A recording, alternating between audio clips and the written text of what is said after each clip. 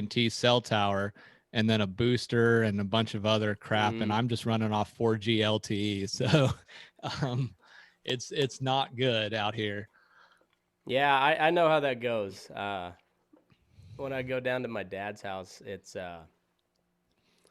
there's a couple spots upstairs where you can get service. So it was nice. I was there. We were putting a roof on, so I had service the whole time, but I didn't have time to check anything that was coming on. But I'd put my phone in one spot, and then use it as a hotspot, and I could probably maybe Yeah. run a Zoom meeting there, but probably not. I mean, like if it was just audio only, I could probably do it, but no, there's no way I could do video. Yeah, it's pretty. We can only hope that Elon Musk gets Starlink going, right, for us rural folk, and Yeah, gets no us that high shit. speed internet he keeps talking about. Well, but if he could It was somehow keep funny. it Not oh, go ahead, go ahead. Sorry. Go ahead. Uh, Oh, I was gonna say it was funny. Our senator was Joe Manchin. He was tweeting about how he was updating the broadband maps, and he, kind of wanted a pat on the back for that. And I was like, well, I think by the time you get broadband out here, Elon Musk is probably going to solve everyone's problem, and you're going to have wasted that billions of dollars that you're spending. yeah. Well, Elon Musk will I be mean, living in years the in West next. Virginia, they've been pushing that they're going to put broadband, but it never happens. That's one of those things. It sounds like a good idea on paper, but it'll be really nice for a minute, kind of like the interstate system, and then when all that funding Mm-hmm. that was used to build it dries up, and then it doesn't get maintained, because then it becomes like a public commodity or a public utility, and they can only charge so much Yeah. or whatever, and then so there's no incentive to maintain it, and so probably like within our lifetimes, like the first 10, 15 years, it'd be awesome until something else, like if it's federally funded or even state funded. But yeah, I was been listening to The Time It Never Rained uh, while I was working today, and man, anybody who needs a good book to read, go read that. It's called The Time It Never Rained. Oh crap, what was his Elmer something or other? But that talking about the unintended consequences of buying into a government program, and it's Elmer Kelton. It's a excellent read. I'm not all the way through it yet, but fascinating. Sounds like my type of book. Yeah. I But like a anyhow, lot we of those were books. we were gonna talk buffalo, and here I am Yeah. rambling on about the government. But that's I mean, you guys are all used to that by now. Could Yeah, hey, that's another day. I'm probably a one and the same with you. I can talk government all day too. So, but I love talking both bison and government. So we're walking a fine line here, I think. Awesome, cool. Well, everybody out there, I got Mr. Dan Given from Mountain State Farms. Is that correct? That is correct. Out of West Yeah. Virginia, where about? Not that I would know, but anyhow. Well, yeah, no one's gonna know, but it's a place called Strange Creek, West Virginia, and there's a whole legend to go with Strange Creek about a guy that got lost here way back in the day when Indians or Native Americans or whatever were still roaming around the Appalachia, and he never returned home, and people always say they've found artifacts of him, but his name was William Strange, and so it's called Strange Creek. So that's it's in the center of the state. If you look at West Virginia and point to the center, that's about where it's at. Okay, so is West Virginia, like all of West Virginia, basically Appalachia, like, or is there other Yeah, I parts of? mean, it's pretty much all Appalachia. Some people might argue the Ohio River Valley, which is there by Ohio, is kind of getting into a separate terrain, but it's only a sliver of West Virginia. I would say 90% of it is what most people would consider Appalachia. Yes. Um, have you ever met the wild and wonderful whites of West Virginia? No, I have not. However, they are a frequent topic of local, news sources. Oh, I Um, bet. so you hear a lot about them, different stories, and a lot of people I know have met them or ran into them.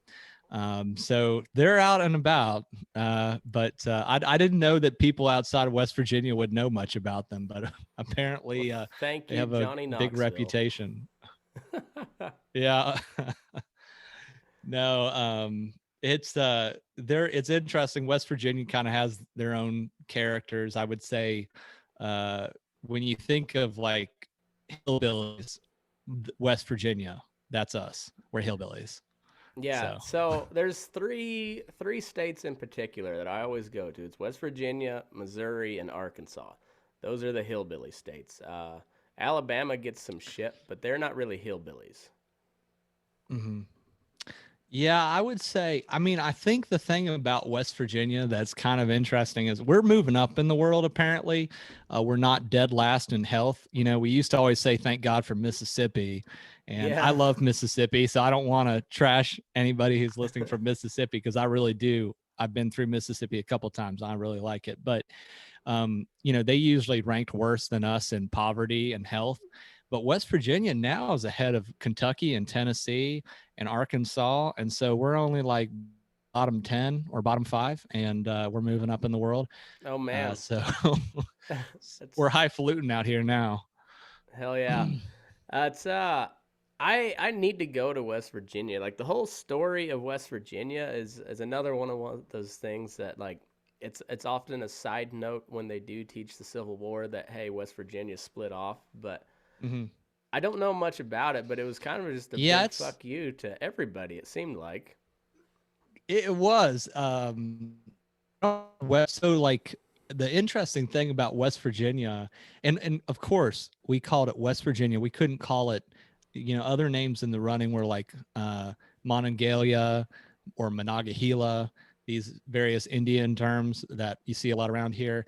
But instead of, being really unoriginal, they went with West Virginia. And of course, there's no East Virginia. So Yeah.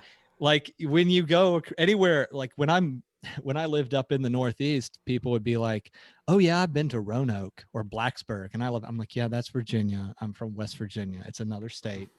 Um, but West Virginia kind of was decided to break away from Virginia more than they did break away from quote unquote the South or the Confederacy. A lot of people in the west part of West Virginia, where West Virginia is now, felt disenfranchised by Virginia. And so that's why they really broke away. It wasn't really much to do, I don't think, with slavery or anything at that point. Most people in what is now West Virginia, didn't have like your typical plantation scene. However, a lot of Confederates did fight that were from West Virginia, did fight for the Confederacy. Probably most notable is Stonewall Jackson. He was Yeah. from West Virginia, what is now West Virginia. So Huh. Yeah, it was very. There's a lot of stories. I that's kind of next on my list. Once I get done researching and recording the Mormon stuff, I'm on to like West Virginia and there's a lot of a Western streak in West Virginia. It's just like the Western rancher or just like the cowboy, whatever. It's always been a fuck you, let me do my thing, like leave me alone, and that Yeah. seems to be very much like West Virginia, and so I'm always kind of drawn to those stories. Yeah, West Virginia is it's really hard to describe to people, I think, because it's a very much a red state now at the federal level. Hmm. But it's kind of a blue state locally.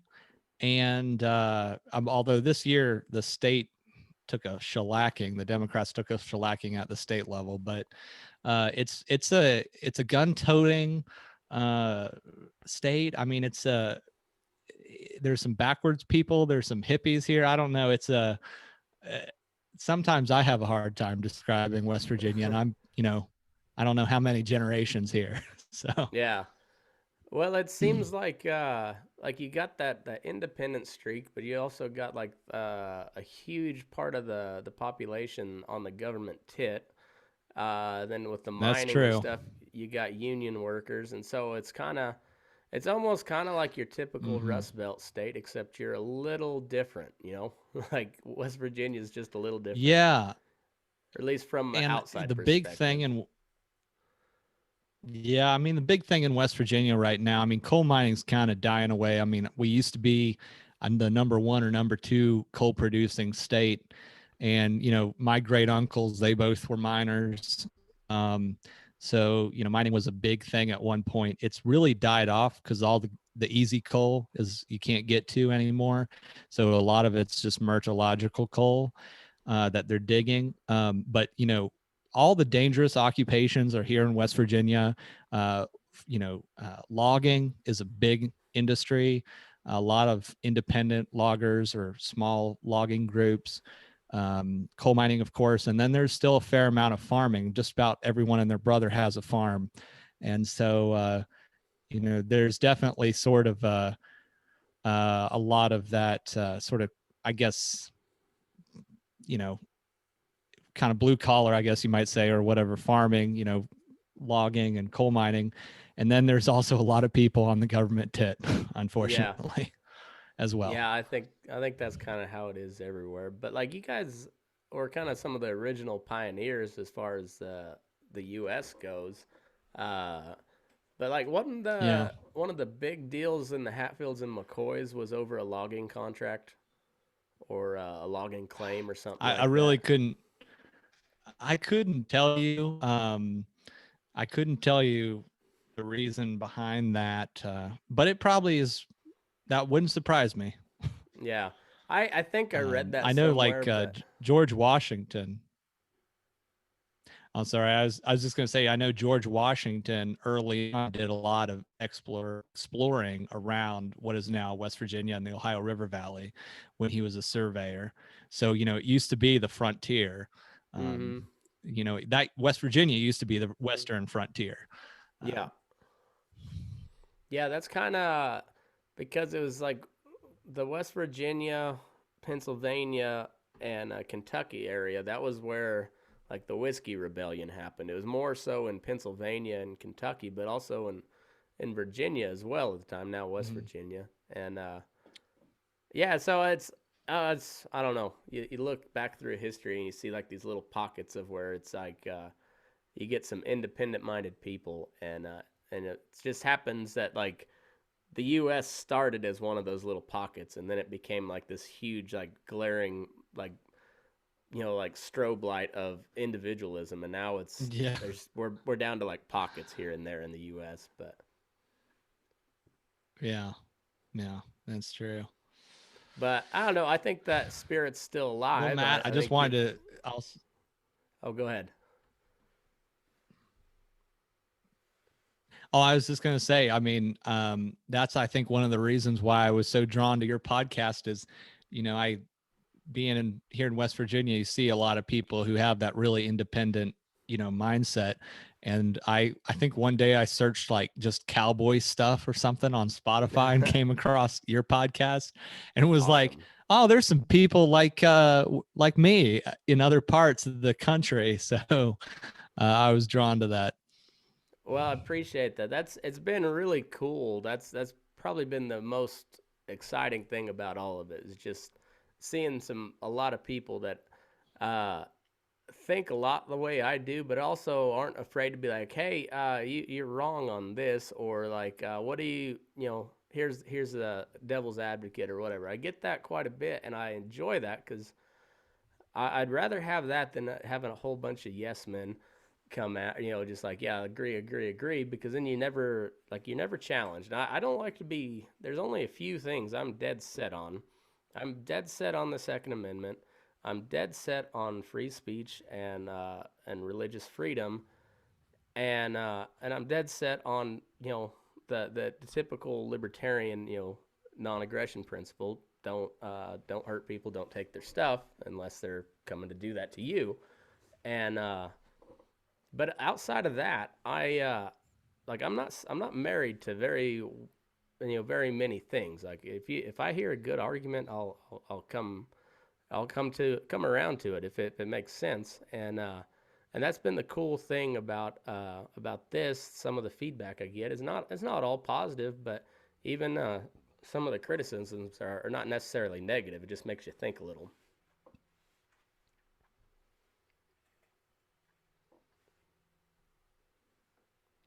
Oh, sorry. I think I lost you there briefly. You're just saying it's not all the feedback you get is positive, but Yeah, it's not all positive, but it makes at least makes you think about it, and it's not necessarily negative. It's just like, hey, you didn't think yeah, about this angle, and those are the type of conversations yeah, that we don't see enough. I try my best not to get like a burr under my saddle pad and come unglued, but there's criticism's good. You gotta be able to look through it and see if they're right or not, and but at least listen to it, and that we don't see a lot of that.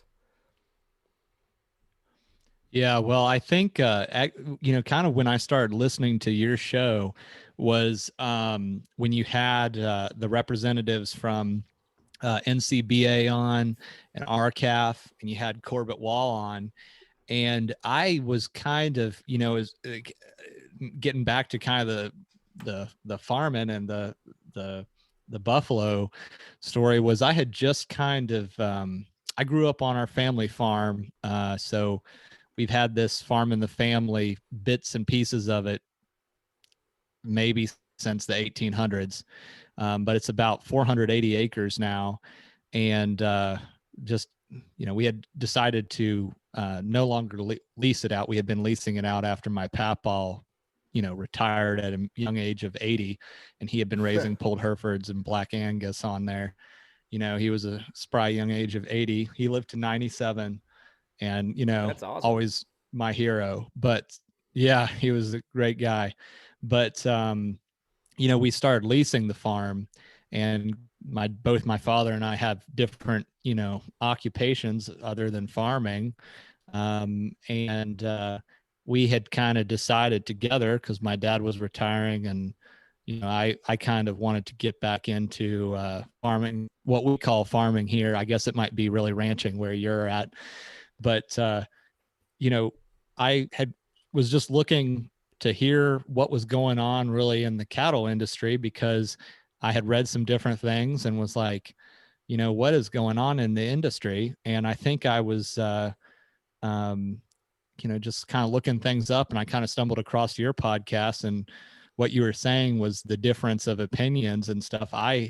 Before listening to your podcast, I was like, okay, there's something going on here with the Packers. I'm not sure. It sounds pretty fishy, and it is kind of fishy. But when I listened to some of the different guys you had on your podcast, I think some of your buddies, Mm-hmm. after you had RCAF and NCBA on, I was like, okay, well, there is a little bit more to this than just, we need to, solve things just one way or the other. Mm-hmm. And of course, I'm kind of a libertarian like you. So uh, hearing all that really got me interested in at least what was going on in the cattle markets. So that was kind of where I up with your show.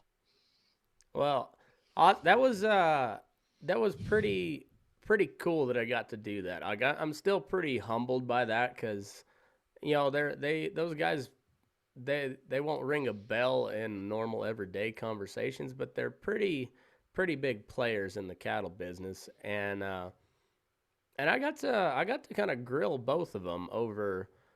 And I try to keep it You civil. I did. didn't try to be just the contrarian on all of them, because you got to let them explain their case. But you know, it became more and more apparent as I talked to them. Like they had their talking points, but they had never really been challenged from other than like a left versus right type of issue. But like nobody ever talks. They talk about these plans, and but nobody talks about how they're implemented, how they're enforced, and Yeah. going back to that book I was talking about, the time it never rained, it's the same thing back in West Texas. You had this drought relief program, and as all these farmers signed up for, or these ranchers, the they hadn't wrote any of the rules and the regulations. They had passed the law, but they hadn't wrote any of the regulations and stuff, and it went into effect, and they started selling cheap feed to all these people, and then they came in, they finally got the rules wrote, and then they decided to make it retroactive, and it put a lot of them in out of compliance with it, and it just Mm, drove this, well, spoiler alert, drove a guy to kill himself, and but it pretty well wrecked the that coupled with a drought, very intense drought. And my dad talks about it quite yeah. often in the 50s. I mean, it was just nasty, and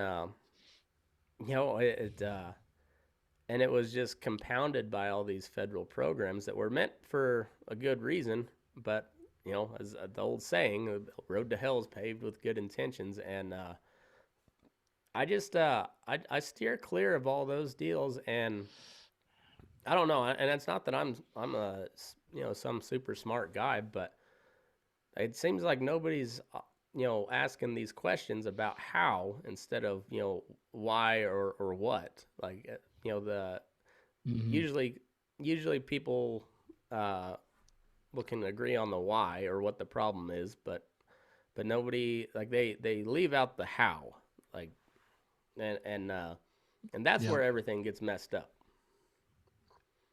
Agreed. No, it's kind of interesting, of course, now with the whole pandemic and the slowdown in the packing, industry, and just not as many animals getting killed because, you could tell me a lot more about what's been going on in the cattle industry with prices, but in the bison industry, we're kind of, I guess, I might say that people who raise bison are the hipsters of the cattle industry or something.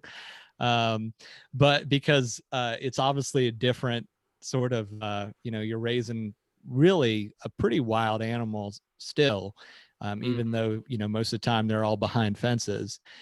But one of the things that I actually have really appreciated about, we're part of the National Bison Association.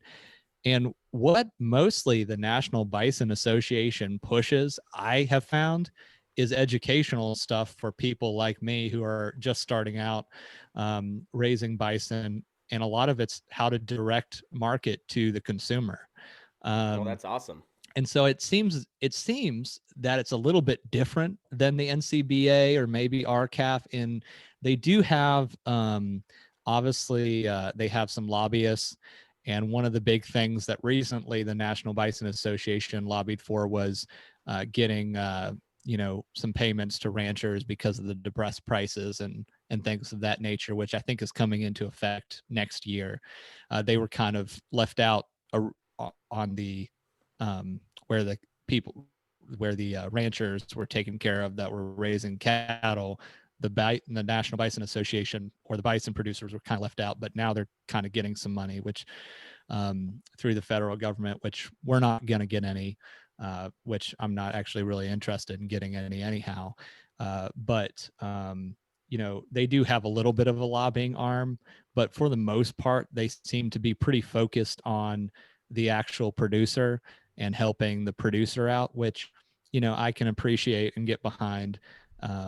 And the people who are on the board are people who actually have big ranches. So I think that's one nice thing. One maybe a little bit difference between the some of the cattle uh, uh, organizations and the National Bison Association is the National Bison Association knows that they aren't that big, so they really are trying to focus on direct direct marketing and just the bison, do be a better rancher. Yeah. Well, and I think that's what these trade associations should be. Uh, it's the whole system in general, but I mean we could go on about that for hours, if not days. But what drew you to to bison or buffalo. Just I know bison's the technical scientific term, but everybody knows them as buffalo. But anyway, what Yeah. drew you to that? I call them both. Yeah. Yeah. I mean, I think I was thinking about that question because I knew you would probably ask it, and there wasn't a single moment where I said I was really into bison, but I always loved watching westerns as a kid, and when I'd see, if they had bison in the western, I always thought that was pretty cool. I thought they were a very interesting animal, just their large size, their athletic ability, how fast they can run, and for how long they can run. Over a long stretch, they can outrun, your thoroughbred, which is Mm-hmm. just amazing because they have such great, lung capacity and everything. So I always kind of thought they were a cool animal, but I guess I saw a show and it was called Ranchlands, Mm-hmm. and the guys were raising bison, and I just thought, man, that looked pretty cool, coupled with the fact I had a Delmonico steak at just Ted Turner's Montana grill one time in Atlanta. I was like, man, this is a really good steak, and I couldn't believe how healthy it was. I kind of started to think about and do a little research on actually raising bison. And I'm in a partnership with my mom and dad, with Mountain State Farm. We're an LLC and we're in a partnership with each other. So I had kind of floated the idea. We had been leasing the farm out after my papaw had retired, and we first leased it out to a guy who ran Black Angus. He ran a lot of feeders there during kind of the sweet times Mm-hmm. back there in late 90s, early 2000s, where you could do pretty well on that. And so he had run some not feeders per se, I guess, in the correct term. It would really be like, I guess, some yearlings or stuff to get them up to size, from spring till about fall. And he did a really great job. And then we had another guy come on who was leasing the farm, and he was raising Piedmontese, which are, I'm not real fond of those. The ones he had seemed to be really mean. I've So, never been around them but much. he had, yeah, they went after me and the Ranger in the side by side a couple times, and I was like, what are you guys doing? But you know what I kind of saw, and it's no one's fault, but the fence was getting old and falling down. My dad remembers when he built some of the fence posts out there when he was in college, and he's 62. Yeah. So I had kind of talked it over with him and my mom. I said, it'd be really nice if we could do something here, and start raising animals ourselves again. We didn't really know what we were going to do, but they tried some bison, and they were like, wow, we really like this bison meat. And they visited a few bison ranches themselves, and they were like, yeah, I think we could get into the bison thing. So um, this year, we knew we had to rebuild basically all the fence. So this first year, we put up about a little more than 4 miles of fence that could contain the bison, and had to redevelop a lot of water sources. Fortunately, here in West Virginia versus out west, we get 44 inches of annual rainfall. Oh So shit. we're we're set on water. I would In say fact, we might have so. too much. We're on kind of a plateau here, and we have water coming out of the hillside. Like, we can develop a spring for a water trough out here, and we have about 7 ponds, and it's still too much water. But we had to redevelop the troughs because they were just run down or they had been broke somehow. So we redeveloped a lot of the water troughs, and that was a huge undertaking this spring. And we just said, you know what, we're just gonna get into the bison industry. And I said, okay, well, if we're gonna do that, I'm gonna get some chickens and raise some chickens. I'm gonna get some pigs too, because I want to build some silvo pasture in the woods, because unlike out west, we have a problem here in West Virginia with things growing too much too quickly. So there's trees. It's an endless battle against trees falling down and things growing. So I wanted to use the pigs to till up some of our woods to build a little more silvo pasture for some of the bison where we've logged. So that was kind of the pig's purpose. So now we're running about, it's not too big yet, but we're running about 26 head of bison. There's about 15 that are going to be terminal. We're finishing out a couple here that we're going to take to processing. And then we picked up just recently, we were in your home state, Colorado, picking up 11 bred cows out at the R&L Bison Ranch in Elizabeth, Colorado. So, Okay. we're planning to go back and get some more bred cows and hopefully drop a bunch of calves, in the spring, and then just keep ramping up. That's a pretty big haul when you're loaded, huh? Yeah. So I'm going to, I don't, Kansas. Let's talk about how long Kansas is. It takes a long time It to was get like, across Kansas, don't it? I tell you what, I-70 it's almost 7 hours from Mm. Missouri to get over to Colorado and Kansas. And I had never drove across Kansas. I'd been in Kansas, but I'd never drove across Kansas. And I was like, I was driving with my friend Brian Bale, and he does like shows. He's big into limousine cattle, and he would be a hilarious guy to. I guess he would be what you would say your Eastern cowboy. He can rope and ride, and him and my other friend, actually John Wayne, and he lives up to the name too. Those two guys, John and Brian, when people around here in West Virginia have a cow that they just can't corral or can't work with, those two guys saddle up and they go rope it. And in West Virginia, it's rough terrain. I mean, you've got a lot of overgrowth and stuff, and it's pretty steep. Mostly about every farm's on a hillside.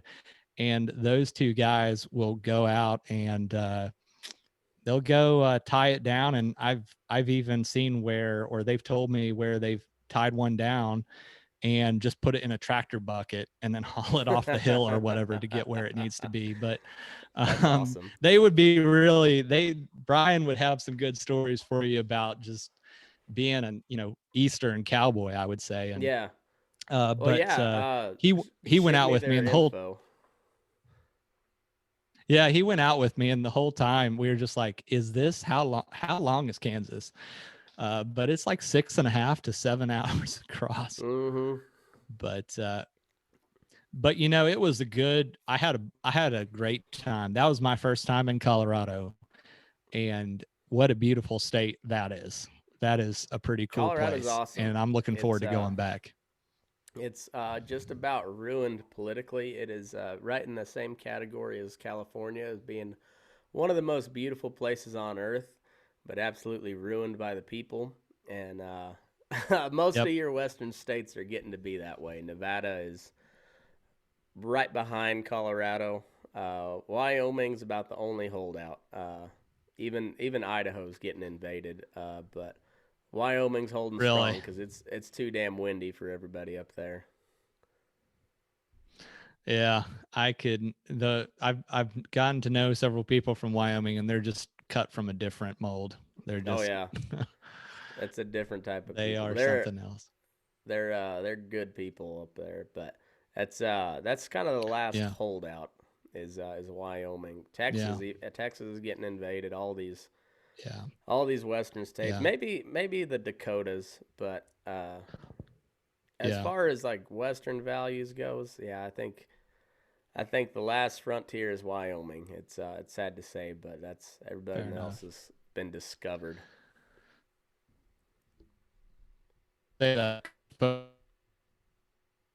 if where they're from, probably going to pack up and go to Wyoming, because they felt the same way. They felt Colorado had been kind of ruined by newcomers, so to speak. But Mm-hmm. they are really great people, and I was really happy with the stock we got from them. They had some The stock we got were some offspring from a gold trophy winner from the Denver Stock Show named Dozer. Their bull. I mean, if you go to their Facebook, you can see it's like the size of a little old Grand Cherokee. But Oh, jeez. but the reason why we've been running out west. Like I've been down to Texas twice to pick up a load of some yearling and 2-year old bulls, bull bison, is really they haven't been able to get them processed out there. Some drought has been has led to lower prices out west. But for us back east here, where we have plenty of grass and stuff, we've been able to obviously, even though it's an expense and a lot of time to go out west with a truck and trailer, and it's not even a semi. You're not even getting a semi load. Just doing about a 24-foot livestock trailer, we can get about 12 animals on a 24-foot. But the prices are pretty depressed currently out in Colorado and Texas, because there's just not a big industry there. Minnesota and Wisconsin, they have some big bison, exclusively bison processors. And so places in those states to buy stock or breeding stock, whether it be feeders or breeding stock in those states, are still pretty high.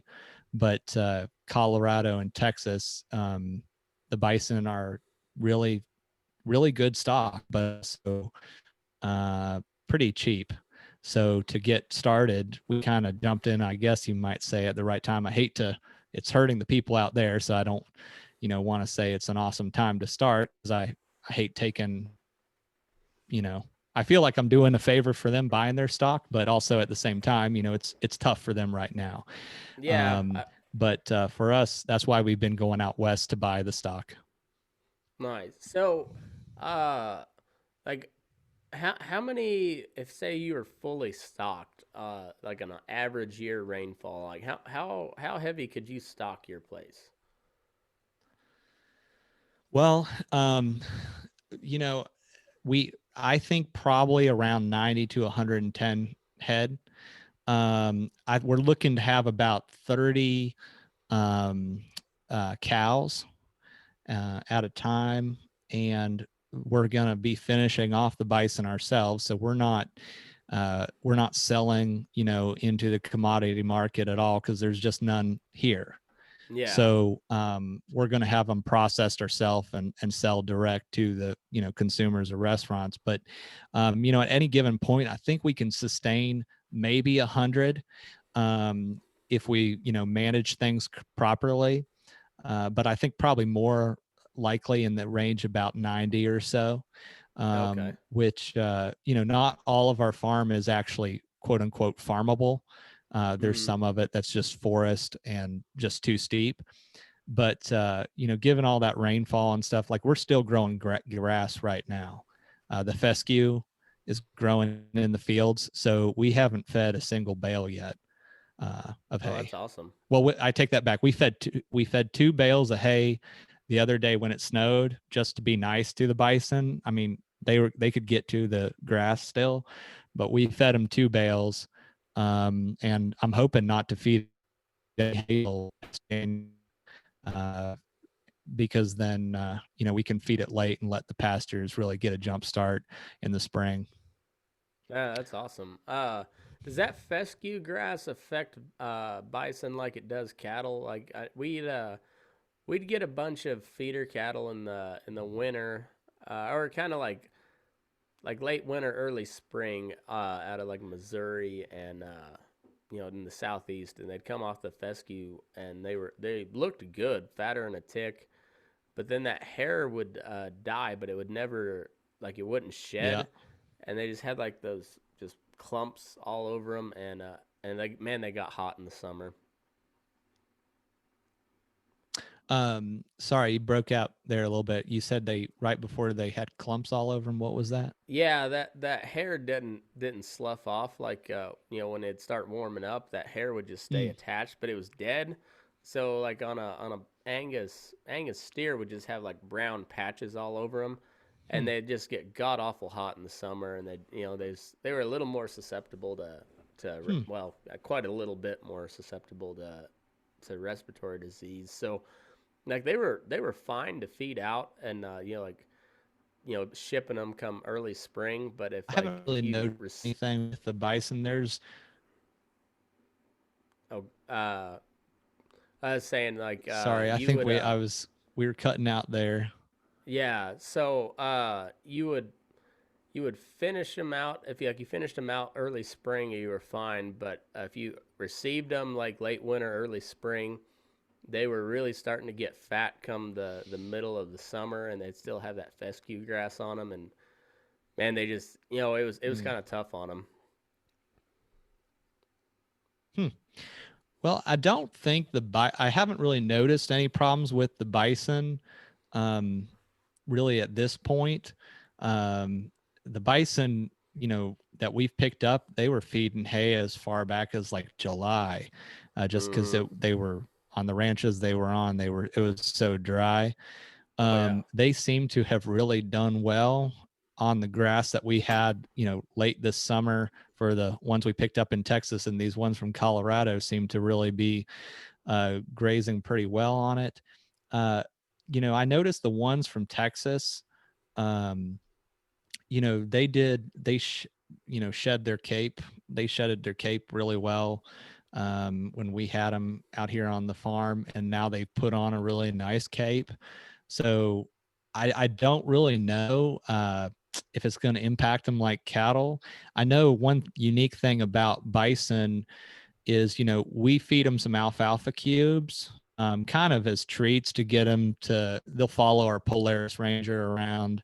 Um, if we need to move them from pasture to pasture, and they know they're going to get alfalfa cubes. So it's really easy to move them from paddock to paddock. But, bison won't, if they eat a little too much alfalfa, they'll know to cut themselves off. Hmm. I know cattle, it's my understanding that, you kind of got to make sure they don't take in too much alfalfa, or you can get some alfalfa bloat there. But bison seem to be able to regulate themselves maybe a little more naturally than cattle. So I think if they're getting a little bit too much of one thing, they seem to know to kind of cut themselves off. Yeah, see, and cattle are a lot better at it than horses are. Like if you turn a horse out in a just Yeah. say like a grain bin, that he'll eat till he dies. But it's one of the things that like when you're feeding cattle, uh, you're usually feeding kind of a wet feed. So if you feed them too much, they'll leave it in the bunk, and then it starts to mold. So like you're always wanting them to like just finish up before the next day, so they're by the time you feed them, they're hungry again, and Mm. you're always kind of towing that line. You want to maximize your intake, but you know just keep them right on that line of where they're just about to be too full. And uh, yeah, you don't have that with a horse. You got to have your set amount, and that's it. Otherwise, they'll they don't have an off switch. It seems like. Yeah. Yeah, the bison too, like when it snowed here the other day, I mean, uh, we don't get the weather like people do out west. West Virginia here lately has been pretty mild in the wintertime, but the bison, they just, with their big heads, they just push the snow back and get right to the grass. So it's, you know, pretty impressive that they can do that. And uh, they're very hardy, but it's also my understanding um, that, if you don't have enough feed or food or grass or whatever forage for the bison in their current pen, they'll get out and they'll find a Yeah. way out. They'll bust through whatever fence you have. Fortunately, we haven't had any problems with them getting through any of our fence, but we kind of keep an eye on what they have available. And I think compared to where they came from, they have quite a bit of grass. They actually have grass, is maybe Yeah. No what I shit. should say. So they seem pretty happy and content right now. Well, that's good. Well, so you say you finish them out there. Are you doing a strictly grass finish deal, or are you supplementing with some other feed stuff? Yeah, so we're just going to do grass. I will say we have some cow cubes that we bribe them with and we throw to them for treats, but that's really only to get them to do what we want. But we're just finishing them on grass. It takes a little bit longer. I know if it takes a little bit longer in general for it to finish bison than cattle. I mean, cattle were bred and designed to finish out quick. Bison weren't really bred, they haven't really been bred to do that. Um, so it takes, anywhere from about 28 to 36 months to finish a bison. So it's a good bit longer than a Yeah. cow. Uh, and so if you're grass finishing them, you're probably looking at more of the higher end of that, closer to that 36-month range. So Hmm. we've got about three right now that are just about finished. They're in the back of their hip, looking really covered, but they're almost at that. They're getting close to that 36-month mark. Okay. So it does take a bit longer to finish them out. Yeah. I see. Um, Now, like they don't grow a lot of corn in West Virginia, and the stuff they do is used for moonshine, ain't it? yeah, pretty much. No, not a whole lot of corn growing here. I mean, there is a bit of row cropping in the Ohio River Valley and a bit if you get over towards the Shenandoah Valley, but that's more Virginia. There is some row cropping over there, but it's pretty few and far between to see that. So that's actually one of the disadvantages I would say that West Virginia has when it comes to, say, finishing out cattle. There's some people I know around here that they finish their cattle and they sell direct to consumer. It's hard to get that cheaper feed. So Mm-hmm. what I actually do to get the alfalfa cubes or the cow cubes, or actually our chick feed or hog feed, is I would go down to Kentucky because Kentucky can get it in by the train, and there's a mill down there that they have the mill, they have the store, everything, the railroad, and it's by far cheaper. So to give you an example, a pallet of say cow cubes is going to probably run you about from, if I buy it here in West Virginia and I buy it by the pallet versus Kentucky, it's like about $200 cheaper in Kentucky. So, Okay. it's worth actually going down there and buying a couple pallets or buying your feed and then hauling it back into West Virginia Hmm. if you can. I know some people, they'll buy it in Ohio because you're still getting, the advantage of that Midwest, all that row crop, and it's easy to get into Ohio, and they'll buy a semi or something out of Ohio and bring it into West Virginia Mm. because, the mountains, there's just no row crop Yeah. in. That's kind of So that's that's kind of how Nevada is too. Like there, the next valley over grows some onions and garlic and stuff, but all the like the corn and the feed stuff that all comes from yeah. over the hill in California. So, or you got to bring it in like the DDG and stuff has to Yeah. come from the Midwest, and yeah, so it all comes by rail cars. Where like in Kansas when I was working there, you know, we like my brother-in-law's outfit put up silage for us, and they stored it and everything. But it was when we were finishing cattle, you'd be like 7-8 loads of silage a day, and then about this, probably double that of DD or of wet distillers grain. But that was all coming straight from the farm, straight from the plant, and Mhm. now like wet distillers grain. That's I don't even know if you can get that out here. You maybe in California some, but it's all dry distillers grain coming in on rail car. Yeah. Yeah.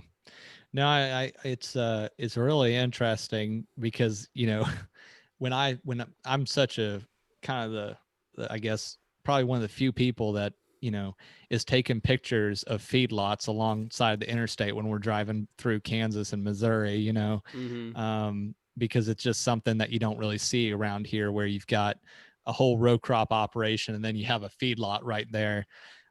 There's one, I forget, I don't know which one it was, but I took a couple pictures coming back from Colorado the other day. And, you show it to people who run cattle around here and they just are so fascinated by it because it just doesn't exist around here. There's a lot of That cattle in a scale of operation. Yeah, Um, there's a lot of cattle in a small spot. yeah, uh, really is. I mean, it's just really different. I think most people around here, they'll, I think the average farm or something in the county I'm in is about 150 acres or so. And, I would say it seems like a lot of people, they'll have like, 20 cows or something and sell off their calves. A lot of it's what I would consider a hobby farm.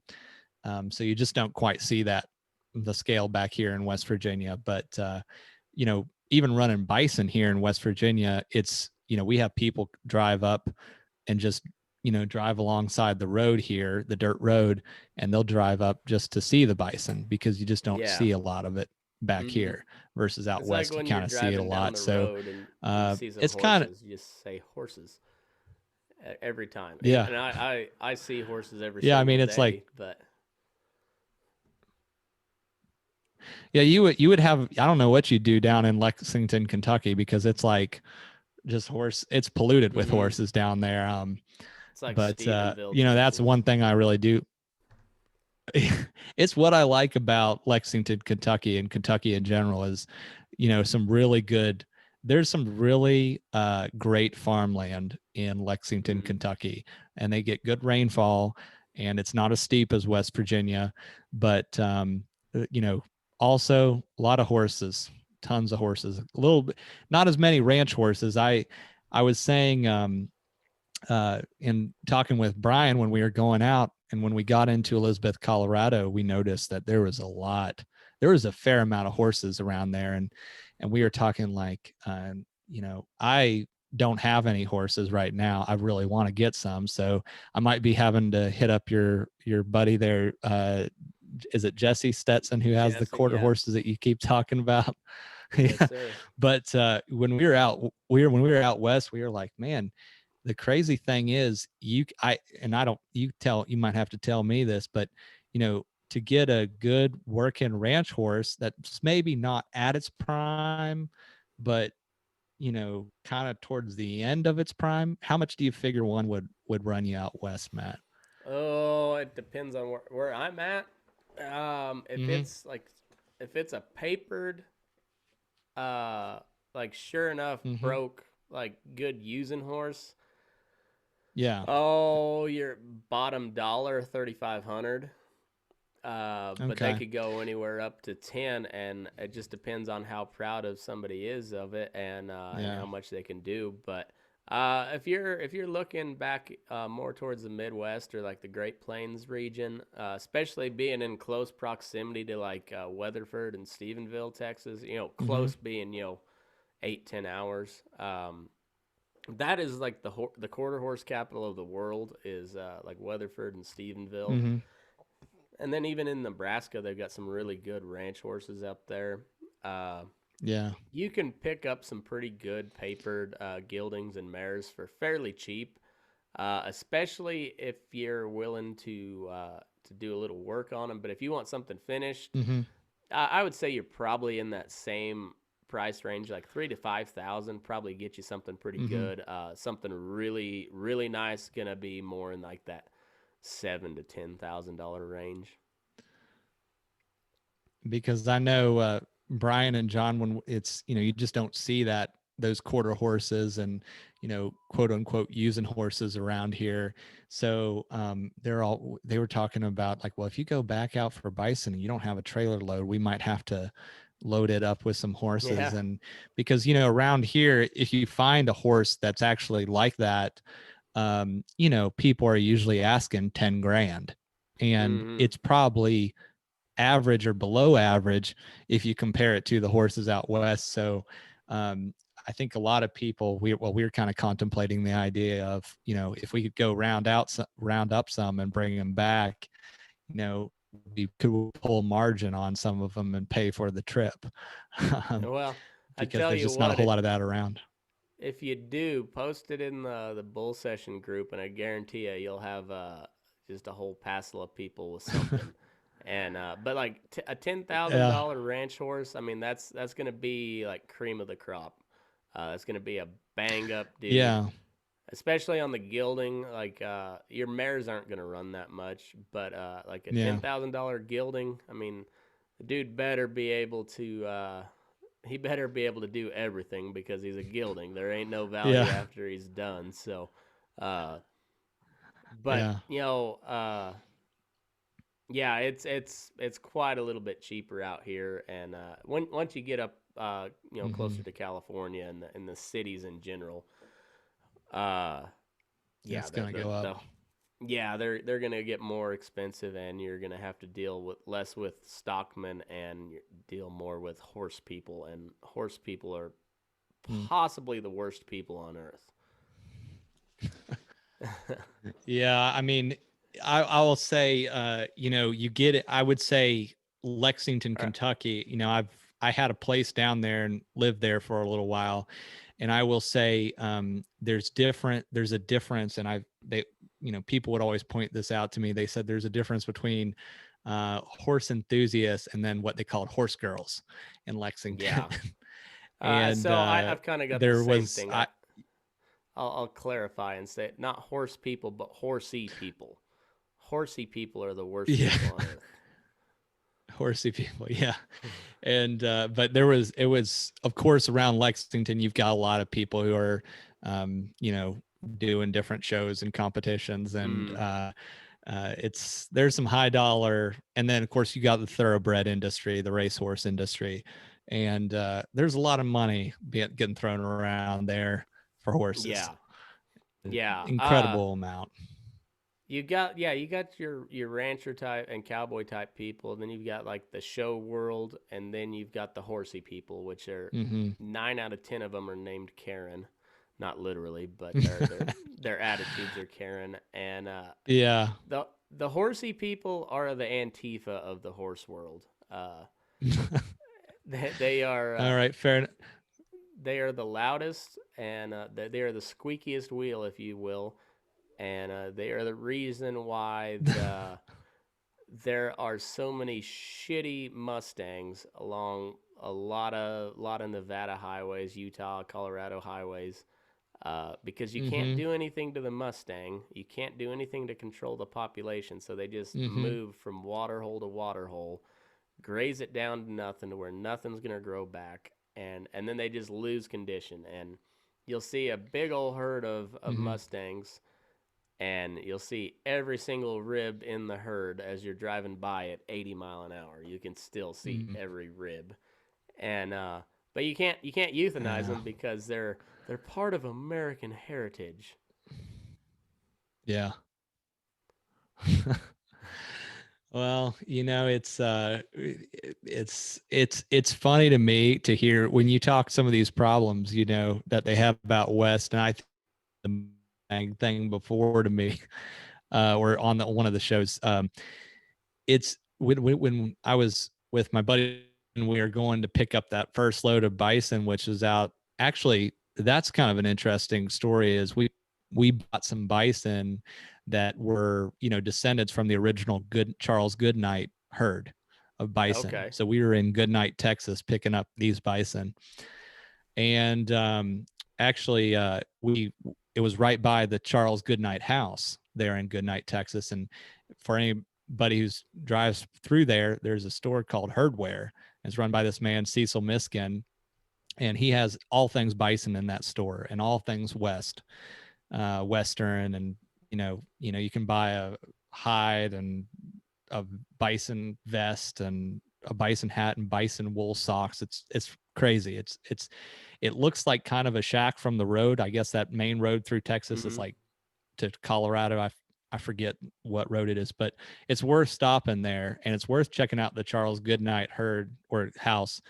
But we ended up getting some bison from that, that were descendants from that herd, which were, I think had been originally kept there at the Cap Rock Canyon State Park. Okay. And when we were driving down there, John kept saying to me, he's like, my 5-year-old son could bush hog this. It's so flat, because in West Virginia, when you're bush hogging or putting up hay, it's like if you don't have a near death experience of rolling a tractor, then it wasn't a good season. Um, and he's like, my 5-year-old could bush hog this, and my 7-year-old could put up hay on this. This is easy terrain.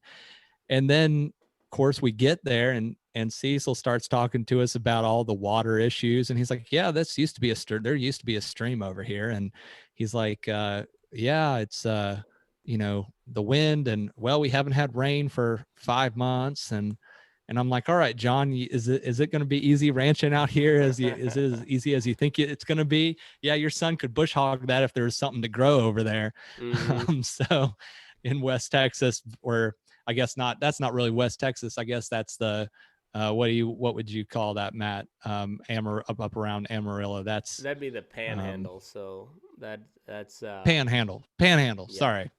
I don't, yeah. I'm gonna, I don't want Texas people to come at me. So, Oh, they're gonna come at but you yeah, anyways. so, Texans are Texans, so they oh, can I get over it. figure. No, I love Texas though. Love it. But we were kind of talking about like, man, it's so flat here. This would be just easy to manage. And then it's like, well, there's no water. It's Mm-hmm. terribly windy. There's nothing growing. Oh, the wind don't stop So, either. That's the thing. every place has its advantages and disadvantages. Oh, The yeah. so And I'll say, when we were there, it was, I guess, warm. It's like 95, and the wind was pretty strong, but there's no humidity. And I was like, no. man, I'm not sweating through my shirt here in West Virginia. You'll go out, it'll be 78 degrees. I mean, oftentimes in the summer, it'll hit 90, the mid 90s, but it'll be like 90% humidity. And in a half an hour, I've like, sweated through my blue jeans and my shirt and my hat. Yeah. So there was a kid that worked for me here in Nevada, and he moved to Dalhart, Texas, which is one of the cattle Mm-hmm. feeding capitals of the world. So it's like Hereford, Dalhart, and then Dodge City, Kansas. They're kind of like the cattle feeding hubs. So that's like where a lot of your millwright businesses are, where the people that make the feed boxes, everything that to run a feedlot. A lot of those manufacturers are based out of Hereford, Dalhart, or Dodge City.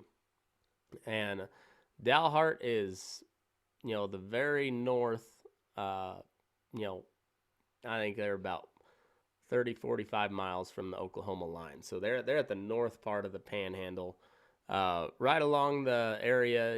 If you've read or watched Lonesome Dove, known as the Llano Estacado. I grew up not about an hour Who from hasn't Dalhart. watched Lonesome Dove, Matt? Come on. Exactly. Well, communists, that's who. Uh, but if you haven't read it, you need to read Well, it. listening to this podcast. Yeah, exactly.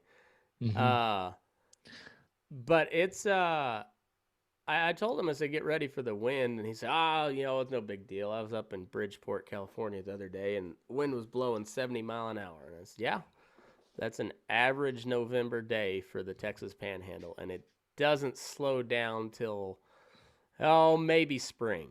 And he's like, oh yeah, just young punk kid, whatever, could do it all. And I talked to his mom a couple months later, and she was like, well, he likes it okay, but he's getting tired of the damn wind. And I said, well, he can get as tired as he wants, but it ain't gonna stop. 20 mile an hour is a breezy. I know It's a nice breeze. That's what 20 mile an hour wind is there. I feel like people, and this is just my, small sample size of talking to different people or in different places, being here in the East where we think 30 mile an hour wind is like gonna kill us or something.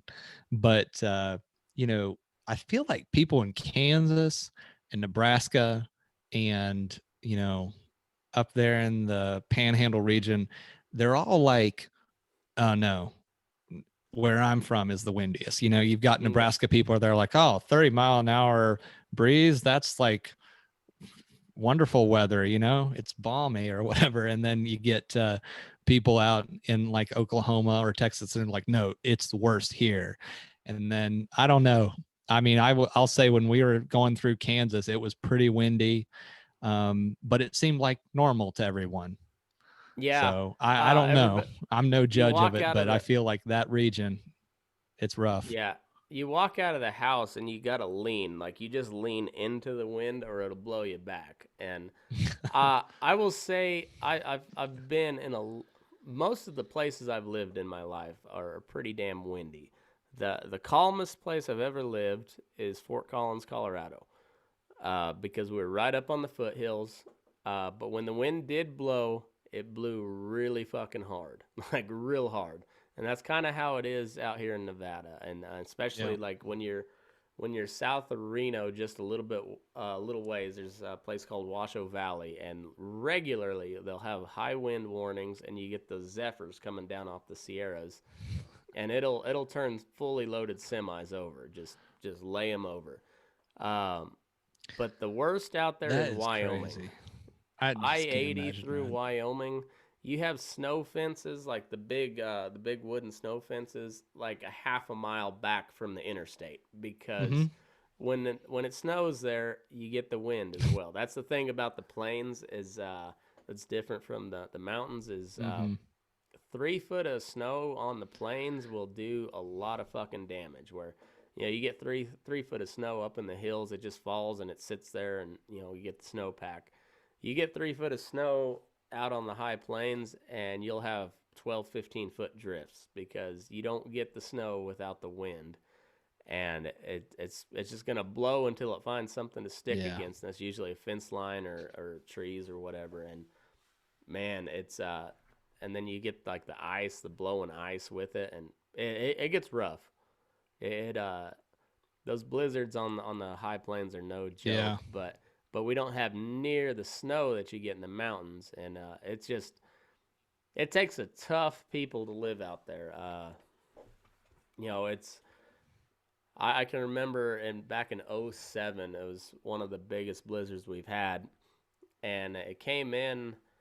Uh, I want to say it came in on New Year's Eve, and I was poisoning prairie dogs, and I was down to a t-shirt at one point because it was like 50, 60 degrees, and I was filling in prairie dogs, tamping them in tight, and I was getting sweating. I was down to a t-shirt, and then those clouds rolled in, and it dropped like 20 degrees just like that, and it started spitting rain, like freezing rain. I remember I was driving this old Suburban that my dad had traded a side of beef for, and I didn't know anything about it. I drove it down there, had all my shit loaded up, and it was 8 miles south to this pasture where we had, and I started headed back to the house. I'd finished up like right as the storm blew in, and turned the wipers on, and only thing I got is the passenger side, and that blade was so just rotted and shit. It wasn't doing any good, so I had to stop like every mile and a half, and like I stripped down to where I was naked from the waist up, and then I took my undershirt off, t-shirt, bundled back up, and then I'd jump out like every mile and a half, and rub the windshield down with my t-shirt, and I'd go until I couldn't see again, and then I'd rub it down again, and it took me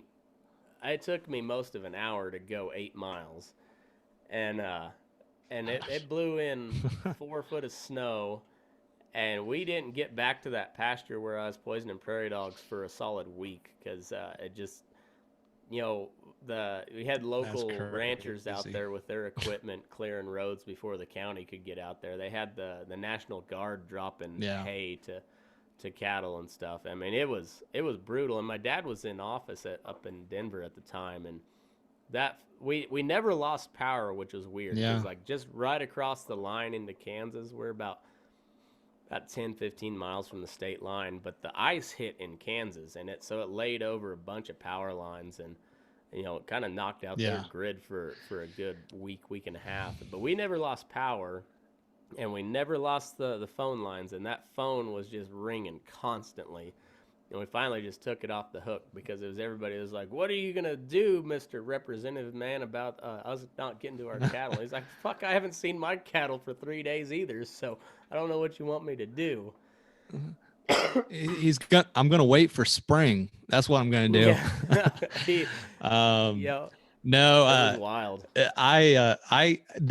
that's the thing I noticed, and I took a picture of this because I'm just a guy from back east. But when we were rolling through Kansas, I'd never seen gates that that could shut off the ramp Mm-hmm. entryway, and they're on the interstate through Kansas. It's I-70, right? I-70, yeah. Um, yeah, there's all these gates to shut down the road, and you know, we knew that there had been some storms out there, but then when I was talking to people, they're like, yeah, they shut it down all the time. And I'm like, that's crazy because I can't, our interstate gets shut down because a petroleum truck or something capsizes and is threatening to blow up, Oh That's yeah. why our interstate gets shut down in West Virginia, not, or, there's a giant wreck of a semi or something, not Mm-hmm. because the weather, but, no, I mean, it's hard for me to imagine. I mean, here a couple years ago, West Virginia,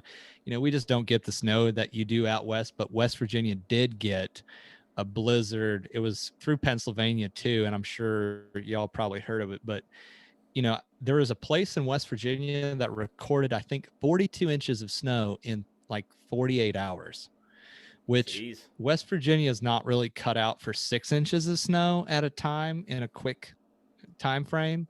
We have snow plows and snow removal. We're not that far south, but that amount of snow is insane. And so to get out of our farm, we only got like 28 inches out here.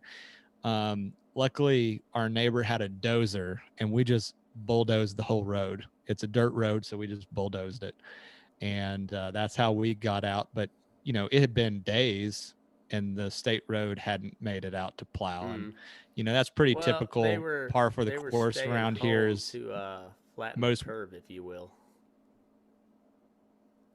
Yeah, yeah, right. Well, You this was can't before all overload that, the but you can't overload but the snowplow system.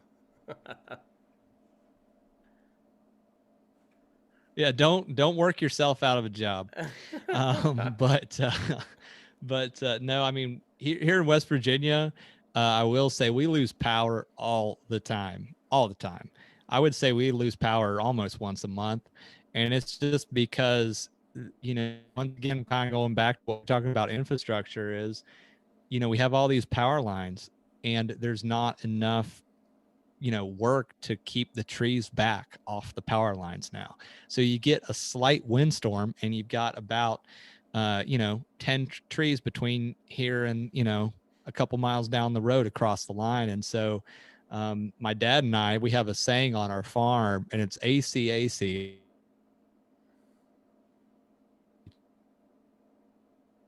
down across fence lines or power lines or whatever. And it's actually a real struggle, because when you drive down Route 4, one of the main roads that goes by our farm here, you look up and you can't really see straight up at the sky in places because the trees have overgrown the whole road. It's like a canopy, and so the power line's right by the road, so you get a little bit of wind and you've got a ton of trees over the power lines. And by the time the state road comes out, you've probably cleared the tree yourself.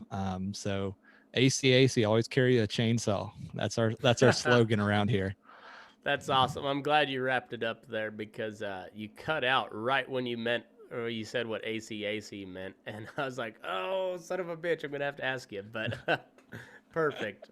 Uh, Uh, yeah, it's kind of the same thing around here, except not well, or at least where I grew up is you didn't carry a chainsaw because there was no trees. You didn't have to worry about that, but you always carried a shovel, and you always carried like a sandbag or a bag of kitty litter or something in case you did get stuck.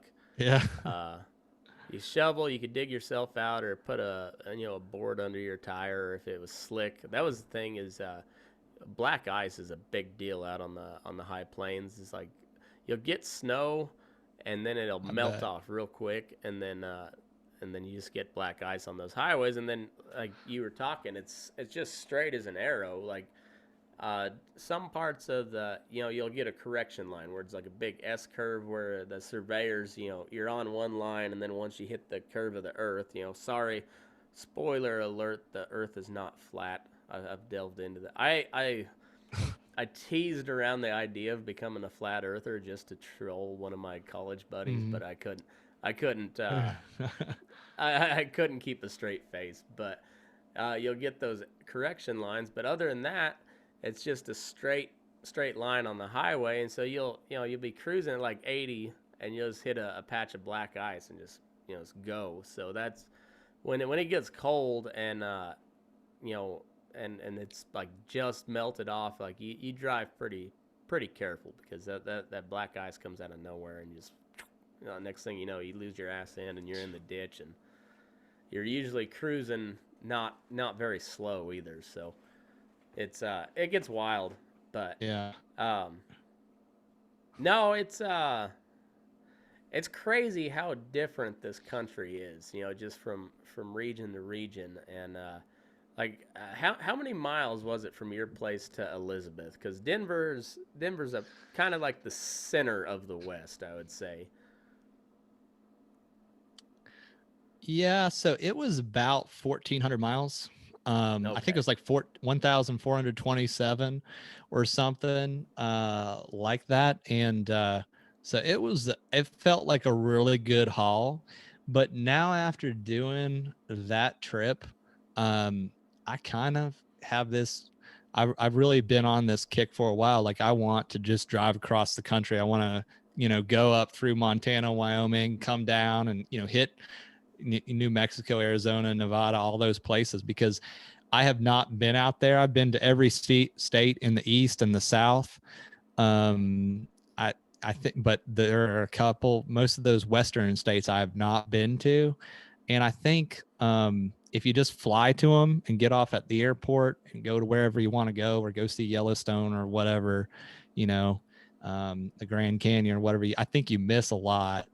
And just getting to drive, cross country with a load of bison. First of all, you felt pretty cool. I mean, Yeah, I I don't imagine. know, you feel cool, especially when you get back.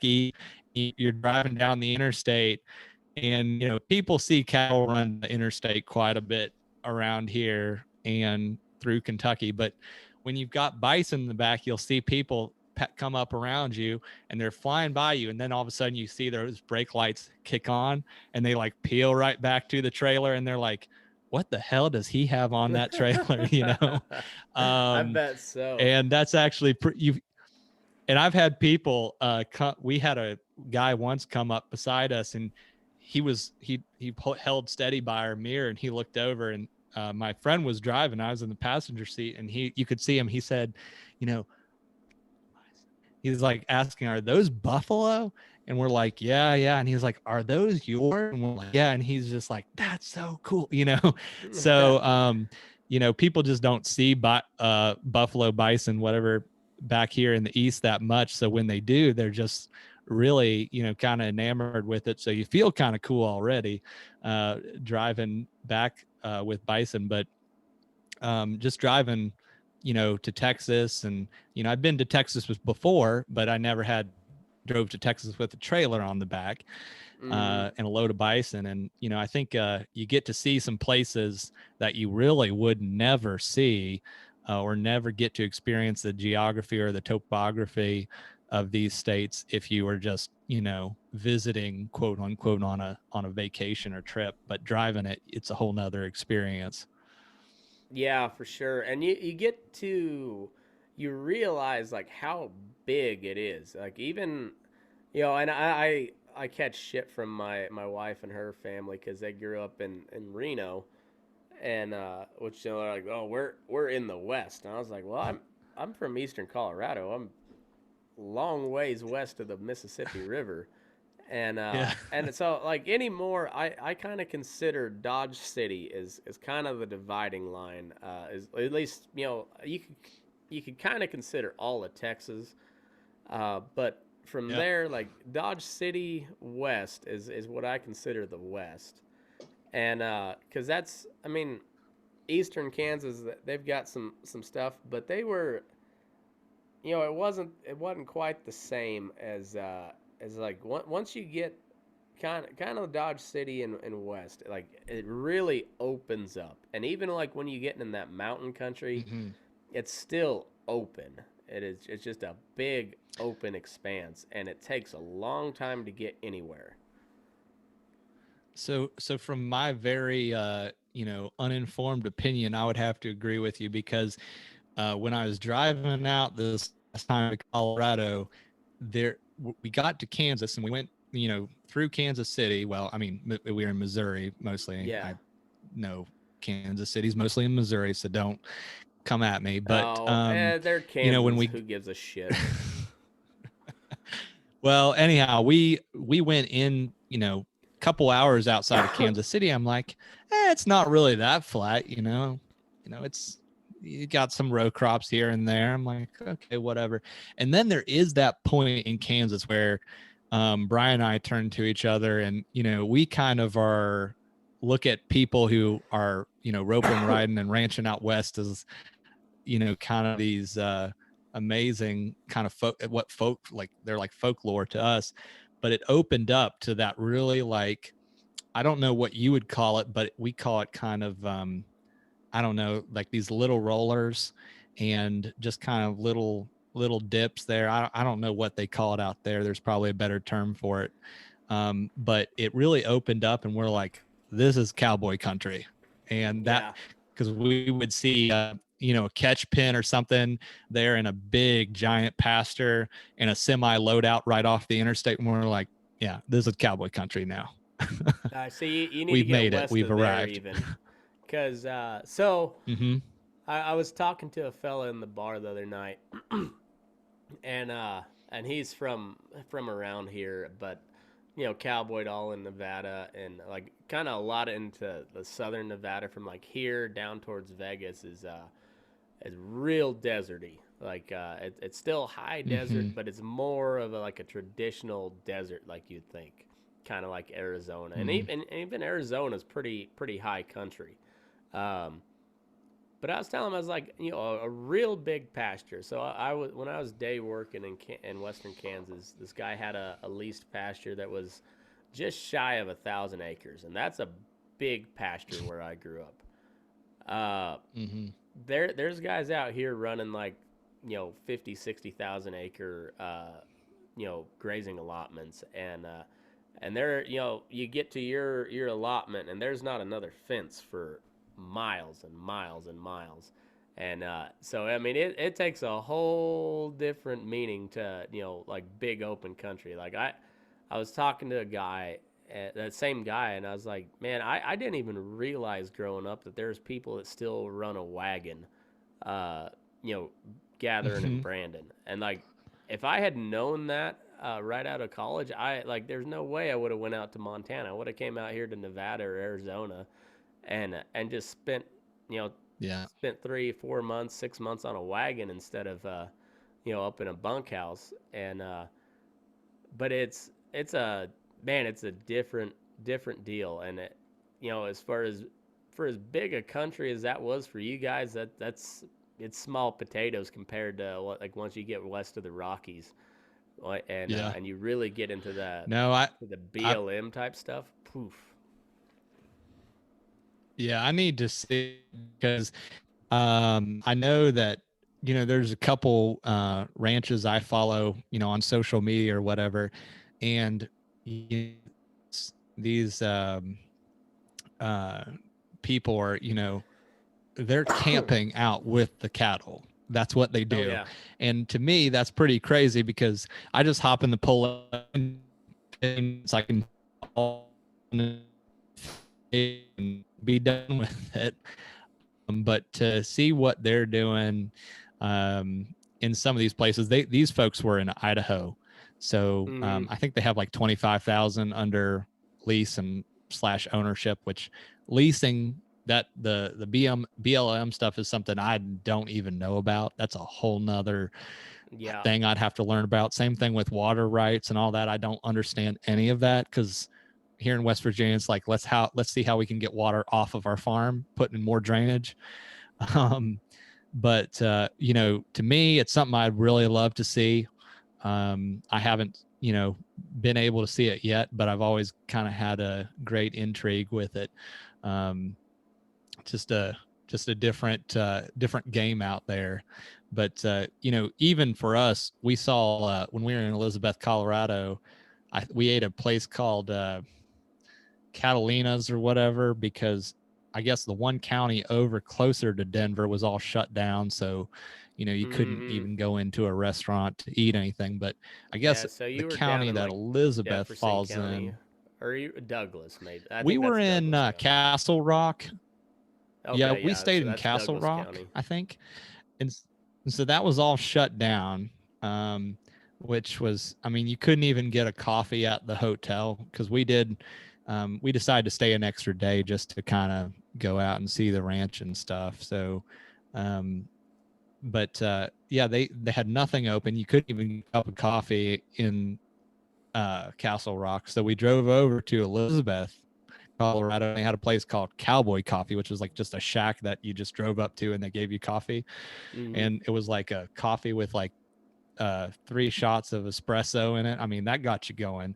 And then we ate at like Catalina's, and when we went outside, we saw one of those and hopefully I get it right here. It's because you just don't see them back here, but is it a catch trailer mount that's like partially covered, Mm-hmm. but it's really designed to, yeah. So it's a catch trailer, and it went by, and it had 2 horses in the back, saddled up. And I wish I could have gotten a picture of that because everyone back here was like, "That's the coolest thing ever," um, Yeah. because no one, hardly anyone other than my 2 friends that I know catch cattle on horseback around here. Like Yeah. it just doesn't So happen. the catch trailer was really developed in like West Texas, the Panhandle, Great Plains area, or High Plains. Yeah, Great Plains.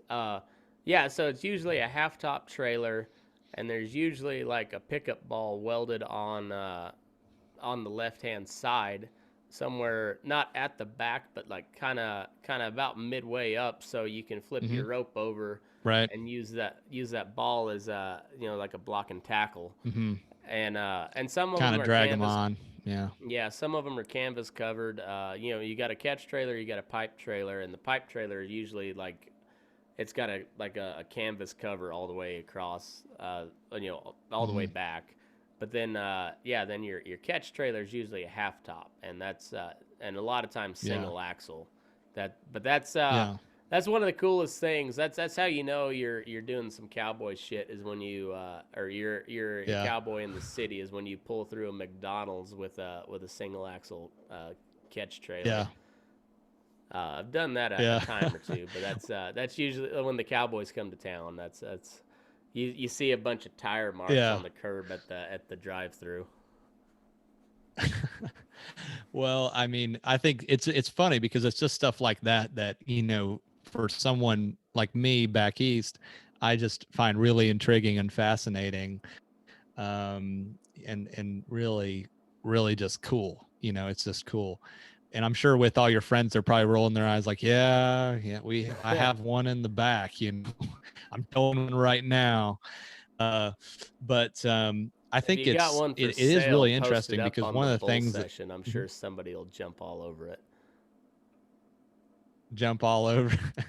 Well, it's funny because my friends John and Brian, who they'll catch cattle on horseback, they've always been talking about eventually getting one, because one of the interesting things that you find, at least here in the East, that they've been telling me is, they'll have somebody who's complaining about some basically rogue, you know, bull or cow or whatever, that they can't get caught. And John and Brian will be like, hey, why don't you let us go catch it for you. And a lot of people around here kind of scoff at the idea of, people on horseback catching cows. But John and Brian they're like, if we lay eyes on it, we're catching it.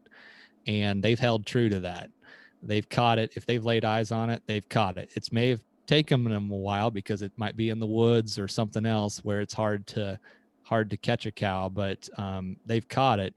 And so they've kind of built the reputation, at least locally, of like, if you really have something that you can't catch, you send, John and Brian to catch it. Do they run dogs on them? I think, no, I don't. I've never. At least not to my knowledge. You'd All have right, to. Well, they need to get them, a hold of my my Mhm. buddy Thad down in Alabama. He runs dogs and he does a lot of that same stuff. And he's got a lot of dogs. So you should have them get a hold of them because probably make their job a little bit easier too. Yeah.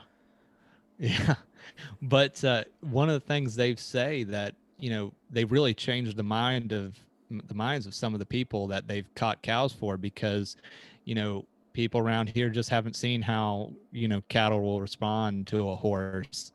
And some of the cows around here don't care. I guess that's probably true out in the West too. I mean, there's going to be some cows that just don't care. There's some that but they just don't respect a horse. Most of the time, yeah, they just don't.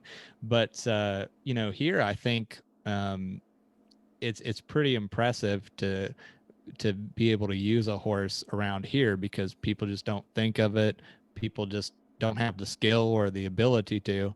And when people who do have that skill and ability use it around here, I mean, it's just, they become legendary.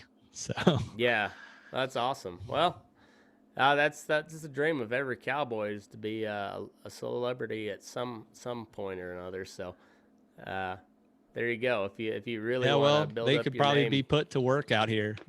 That's awesome. Yeah. Well, man, come and catch some cows back east, and people have their mind blown. Fuck yeah, that's awesome. We'll have to get you back on as you progress in this buffalo outfit of yours. I'm interested to see how it goes, and yeah. It's little deals like this that I like, because I like entrepreneurship, and I this is no way in any sort of paid advertisement for that book, but it's fresh in my mind because I was listening to it today. But and I highly recommend anybody who's if whether you own cattle or own land or not, or if you're looking to get into it, like if something like that is on your mind, or you're in it, go read this book. It's called The Time It Never Rained. Elmer Kelton, I think is what I said. But it talks about a lot about this, good times in the cattle market, bad times, and this book particularly, it deals with a very severe drought, and it talks a lot about how a lot of guys in town, they before that drought happened, there was a big fat sassy cattle market, and everybody jumped in, and you had a guy who'd never wore a pair of cowboy boots in his life, but saw the market was good and bought a bunch of cattle, and next thing you know, he's wearing boots to church, and how some guy like that is the first one to jump on and be like, hey, the government needs to bail us out here.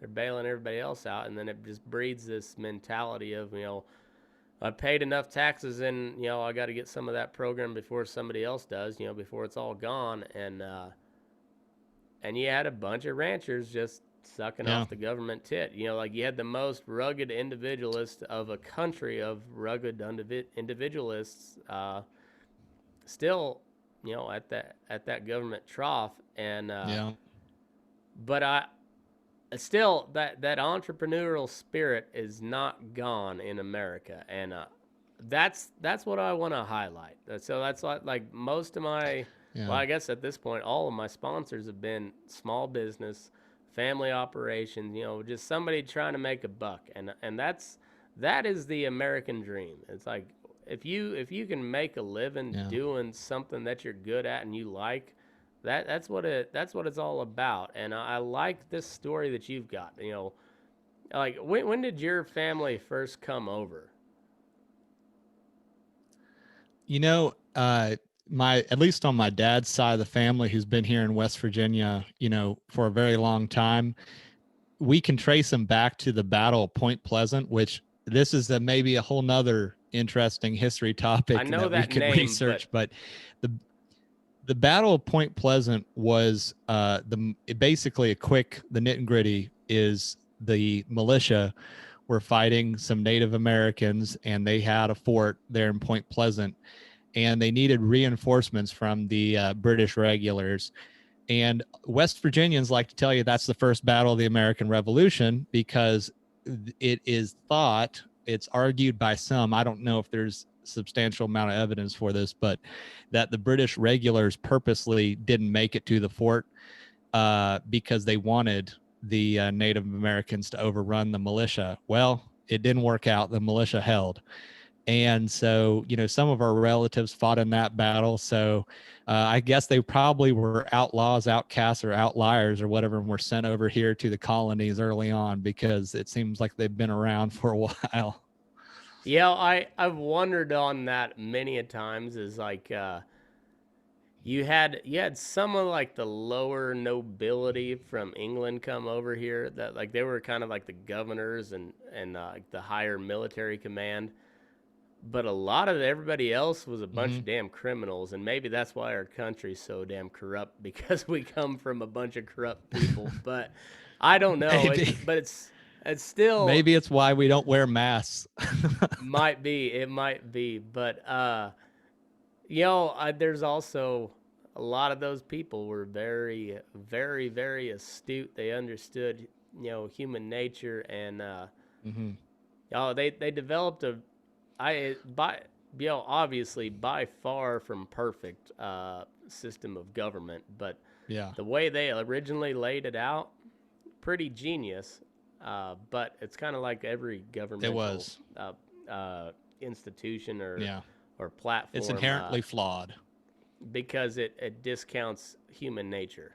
At the end of Well, the day, every set of guidelines, ideologies, whatever, it's always if you abide by these set of principles, we'll be fine. But the if is always if yeah, you disregard human nature.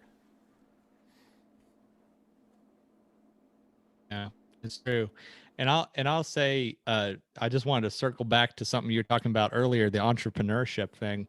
Is I sat on the sidelines, not wanting to undertake this project for a while, because I'm a CPA by trade, so I'm a certified public accountant, sometimes known as a certified pain in the ass. But Bird nerd. I looked at yeah, that's true. I'm a pencil pusher. But I looked at the industry, farming, and I said, I can't figure out how to make it work financially, or how there's going to be a margin in this. And it took me a while and a lot of research and to hear a lot of different stories to realize if you want to make a go of it here back east. Now, I still have a day job, at this point. But if you want to make it go, you, at least here in the east, you have to get that retail price, and you can't really make it selling into the commodity market here in West Virginia, unless you want to be a hobby farmer or even lose money every year. So that's kind of why we wanted to, we I thought the bison was something different, something appealing, something fresh. And I knew that we had to sell direct to consumer. So that's been the plan all along. I know It's a the lot of people most out west that's just unregulated not that available way. because of, yeah, and also the processing and stuff, facilities, that's a whole nother conversation that we might Mm-hmm. have to talk about, because I started doing research about that and I said, I need to own one. I need to get Yeah. one. And so I'm trying to finish that off too, and just, have it so I can have them from birth all the way to when they're on someone's plate and control that. See, that's which is that something I'm dreaded trying to do. vertical integration that everybody is afeared of. But you know what drives that is big Yeah. government. Yeah, absolutely. But, I looked at it and I said, here in West Virginia, there's only a handful of processors. There's more than here in West Virginia than probably out west in many places. I'll give us Probably that. It so. seems like there's still there's a lot of smaller processors that have hung on here in the east, but they're been overrun obviously here during the pandemic. But I said, this is a business I've got to try to figure out myself, because if I can't afford to have a bunch of bison out here that I can't get processed. So, I think hopefully we'll see what we've learned from all this pandemic is hopefully there's some other entrepreneurs, out west and stuff that realize like, yeah, people want to buy meat from a local rancher. They want to buy from Stetson Ranches where they know it's coming from or whatever. And in order to do that, you're going to have some local processors. So hopefully there's some people will find during this whole pandemic that there's some opportunity there to remain independent and not dependent on the big packers. I know the packers serve their place. They cut up a lot of meat and serve a lot of people, but I think a niche can be carved out.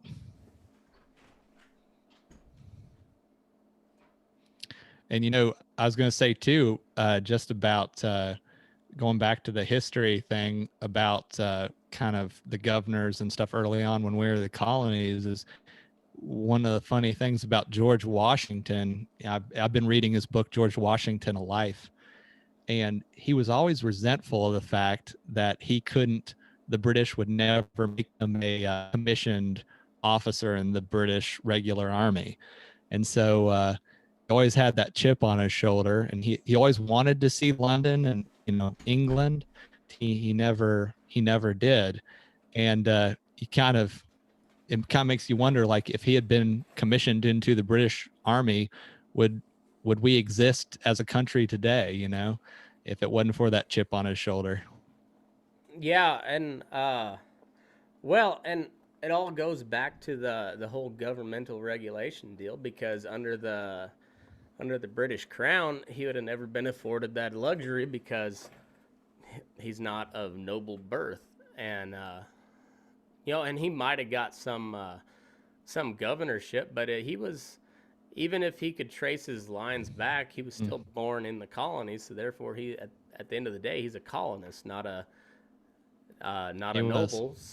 And that's and man, we have lost so much sight of that overall characteristic. Whether you whatever you believe about the founders, and I think more often than not, we don't look at them for what they really are. We either put them up as like a demigod or as the great Satan, depending on which extreme of the aisle. But even more on like the moderate side, we still view them as like a demigod. But they were people of just unbelievable insight. I mean, just truly unbelievable insight. And I find that hard to believe that happened by chance. That all those people with that much insight put this together. But you think you had to have, I would say, like Adams, Madison, and Jefferson, and probably as much as us on like the libertarian end or conservative end, even Hamilton, for the big government guy he still had an incredible amount of insight. And you can look at Hamilton's argument and disagree with him for what you will, and especially given the 2 decades or so, or 2 centuries or so of experience as to practical use of like the central banking. That was big. That was Hamilton's big deal, was a central bank. Well, we can see now that that's not a good idea, but at the time, fuck, he made a good argument for it, and there really wasn't a great argument against it. You had to No. fast forward about 60 years from when he was there to figure out that, like, oh yeah, maybe he was wrong. But back in the day, you know, Hmm. he made a good argument for it, and I Hmm. think it took all those different minds, and they were not friends by any mean. You know, like that was one of the reasons I did No. the two, election episodes that I did, the 1800 and 1824. Yeah, especially 1800. You had John Adams, who at this point probably hated Thomas Jefferson, and it was probably mutual feeling. But you had them as president and vice president, and I kind of wish it was still like that. Yeah. If How they can't crazy get is that? if they can't get along, then they can't change anything. So you just keep on doing what you're doing. That maybe that's the best opportunity Yeah. that we missed, was to have a split executive. Yeah. I think there's probably a pretty good argument to that. It would be pretty entertaining, especially today, if that was the case. Yeah. Seeing Oh Trump fuck! tweet Can about a you Biden president or something like that. That'd be just, I can't even. That'd be grade A entertainment right there. But can you imagine the State of I the don't know. I mean, Union? I You have Biden giving his speech, golly, I and don't even want Trump to think just about. going in the background.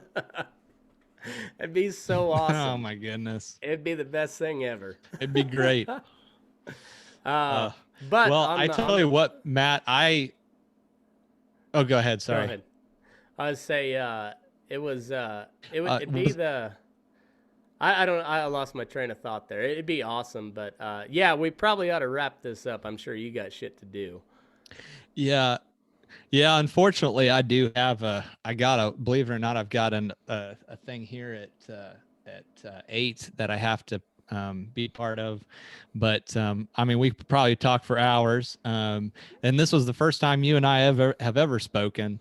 So it was wonderful to be on your show. It's actually, I gotta say, it's a real honor. I think I listened to your podcast more than any other podcast this year, just because it was nice, or a refresher to hear something that to hear the stories about the West and hear some of the stories from your friends. That's just a really cool thing. So I really appreciate you having me on. And uh, what is it? Move your ass, right? Yeah, exactly. Well, before we do that, thank you for coming on. I Hmm. appreciate it, and we'll have you back. I'm curious to see how this Buffalo deal goes for you. Yeah. Uh, I'm always intrigued, and once again, I can't emphasize enough. Go read this book, but you talk about this guy served in World War I, so like he cowboyed before that, so like the turn of the 19th century, back in the cowboy heyday. uh but you look at, he goes through this drought, and he ends up selling off his cows and buying a bunch of Angora goats to harvest mohair. and uh Huh. and he may not be a cowboy at that point, but he's still a rancher. And Yeah. it makes you realize that times are tough, but you do what you got to do to get by. And Yeah. and beef being the high quality protein source that it is, if people can't afford it, they ain't gonna buy it. And that means, Right. if there ain't a market for your cattle, you know, man, that's a tough deal. But at some Yeah. point, you may have to stop running cattle and run something else. But that's that's part of being successful, is you gotta adapt. You gotta roll with the punches. And it's Yeah. entrepreneurship deal. It ain't for everybody, but if you ain't willing to take a little bit of risk, you probably ain't prepared for that reward either.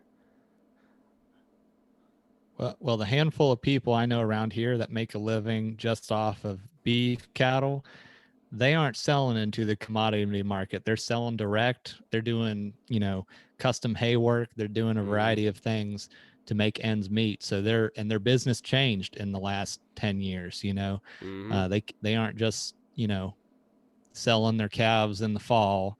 They're doing a lot of different stuff. And so to make it even here back east, which is hard to scale, they've changed their models. So times have always been tough, but people are going to find a way, I think. Yeah, I think so too. The cowboy has always been a dying breed, but he's going to be around for a long time, and it might just be a little different form of cowboying. But Yep. I don't know. As long as there's one cow alive, somebody's got to take care of it, and I don't know. There's Absolutely.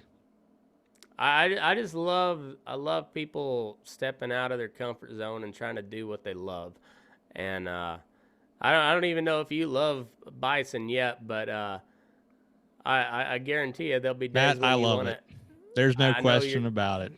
I know you're gonna hate them at one point too, but it's if you can get over that hate and keep on raising them, then maybe that's what you were meant to do. And I don't know. I think the more people that can step out and just try something, that's what America's all about. Try it. Hey. If it don't work, try something else. And if that don't work, keep on moving down the list until something works. And we'll get through this. And you just hard work. It sucks. It does, but it pays off eventually. And if you're willing to work for something, it'll work out in the end. So, Dan, I appreciate the shit out of you. I'm glad to have you on. It was an awesome conversation. And tell everybody where they can find you, and sign us off. Well, I got a few guys looking forward to hear this podcast, and hopefully they'll get on board. But until then, move your ass. All right, perfect. Move your ass. We're burning daylight. Go find them, Mountain State Farms, on Instagram, Facebook, all that stuff. And y'all have a good weekend. And